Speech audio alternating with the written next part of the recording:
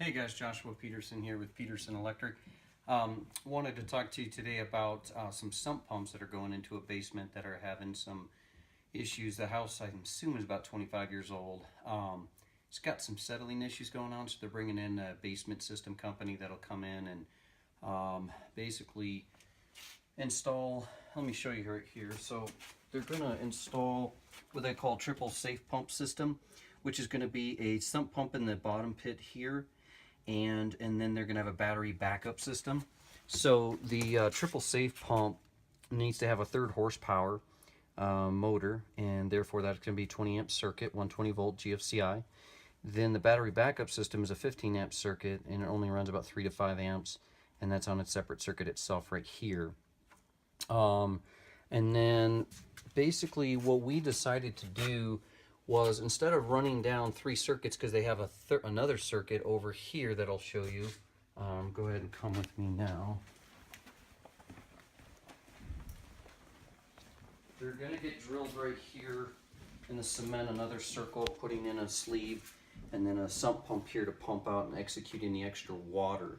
They already got their radon put in, but we put this in just for this other one. This is a 3rd horsepower pump as well. It's GFCI protected.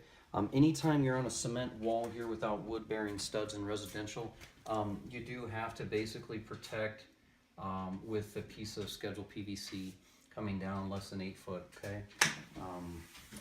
Right here, that is a dedicated circuit as well. So instead of us bringing 3 circuits all the way down, we decided to drop 50 amps down here with a sub panel, and they wanted to pay that extra. They may finish out the basement, but they're not going to have a cooking range, they said. Maybe a quick kitchenette, but the most that they might have is just a couple of rooms down here. So the 50 amps is plenty of power for that situation.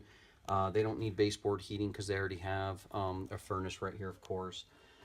So in a nutshell, when you guys are looking at trying to get circuits installed in a basement, imagine this all completely sheetrocked.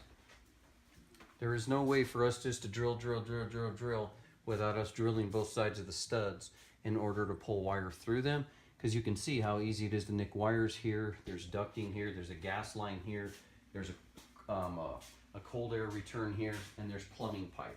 So as you can see, if we even thought of drilling through all that, that would cause us issues.